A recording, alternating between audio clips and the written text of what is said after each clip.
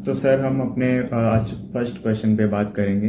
तो मेरा आपसे पहला क्वेश्चन यही है कि व्हाट इज एंगर। एंगर क्या होता है? Good question.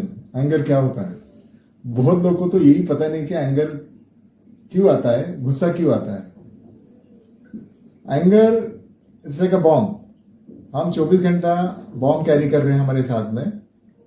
अभी वो बॉम्ब को कोई ना कोई इग्निशन दे देगा, लेकिन माचिस की तीली जला के लगा देगा तो फटेगा।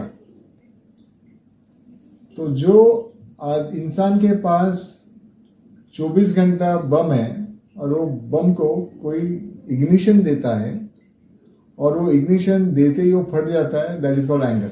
तो सर अभी हमारा जो दूसरा क्वेश्चन है आपसे, हाँ। वो यही है कि why do people experience anger. वो कैसे एंगर को एक्सपीरियंस करते हैं और क्यों करते हैं?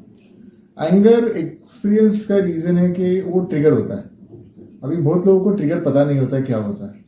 अभी ऐसे लोगों को ट्रिगर होते हैं जो उनको पता ही नहीं चलता कि ट्रिगर हुआ है। जैसे घर गए और घर पे उन्होंने क्या देखा है कि घर पे उन्होंने कचरा देखा है। घर जाते ही उन्होंने देखा उनकी बीवी मोबाइल पे है, उनके बच्चे मोबाइल पे हैं। अभी उन्होंने घर पे देखा कि बीवी मोबाइल पे, बच्चे मोबाइल पे, घर में पूरा खराब है, पूरा कचरा पड़ा हुआ है एक साइड में। अभी उनका ध्यान उधर जाता है और वो उनको ट्रिगर हो जाता है। जब ट्रिगर होता है वो फिर वो ट्रिगर होने के बाद में फट जाता है। तो दैट इज कॉल्ड एंगर।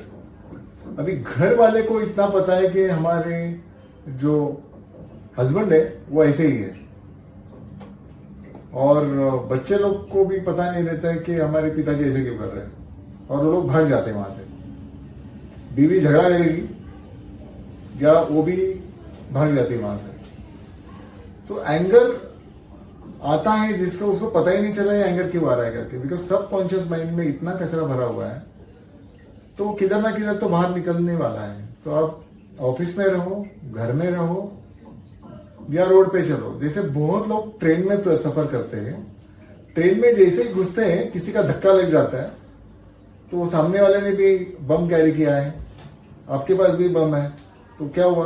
आपको ट्रिगर की जरूरत थी, उसने ट्रिगर लगा दिया, फिर आप भड़क गए, फिर उसको आपने गाली दी, उसने आपको गाली दी, फिर आप एक दूसरे के सर फोड़े, पुलिस स्टेशन में गए, फिर पूरा दिन तुमने खराब कर दिया।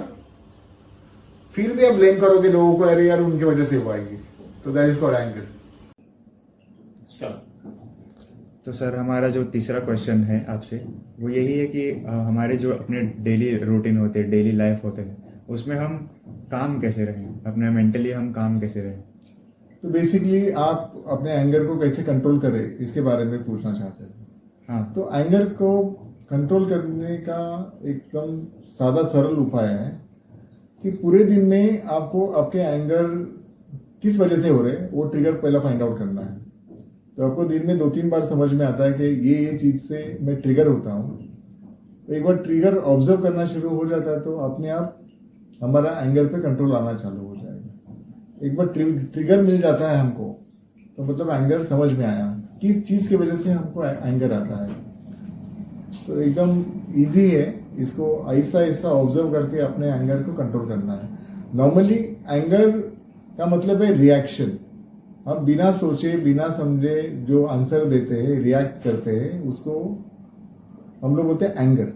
अभी इसको हम अवॉइड करने के लिए इसको रिस्पॉन्स भी दे सकते हैं। मतलब मुझे गुस्सा आया लेकिन मैंने प्रॉपरली उसको सोच समझ के मैंने उसको रिस्पॉन्ड किया है। तो ऐसे तरीके से हम अपने एंगर को कंट्रोल कर सकते हैं और छोटी छोटी चीजों पे ना चाहते हुए भी हमको भड़कने की जरूरत नहीं है, गुस्सा करने की जरूरत नहीं है।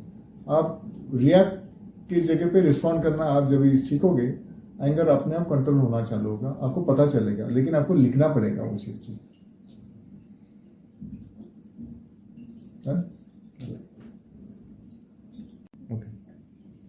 तो सर हमारा जो चौथा क्वेश्चन है वो ये है कि जैसे हम एक सिचुएशन में हैं और सामने वाले गुस्से में है, सामने वाला जो पर्सन है वो गुस्से में है और हमें उस इंसान को अवॉइड करना है, तो उस सिचुएशन में हम ऐसे क्या एक्शन लें? देखो, वो सिचुएशन में एक्शन लेने की जगह पे अपने को करना क्या चाहिए कि तो सामने वाला तो ऐसा ही है, तो हम उनको ट्रिगर करोगे ज्यादा तो फिर वो अपने ऊपर आ जाएगा। तो उससे अच्छा उससे बचने का हमारे पास बहुत सारे तरीके हैं। जब भी वो गुस्से में है तो हमको शांत रहना है। दूसरा, उसको स्किप करना है और आगे बढ़ना है। उसको इग्नोर कर सकते हैं, या किसी ने गाली दी आप उसको इग्नोर करो, 2 मिनट के लिए निकल जाओ, कुछ नहीं होगा। आप घर पे गए, सामने वाला सामने से चिल्ला रहा है तो उसको आप उससे ज्यादा जोर से चिल्लाओगे तो और चिल्लाओगे, फिर वो झगड़ा हो जाएगा। तो इससे बचने का एक ही तरीका है कि आपको उसको इग्नोर करना है और आगे बढ़ना है।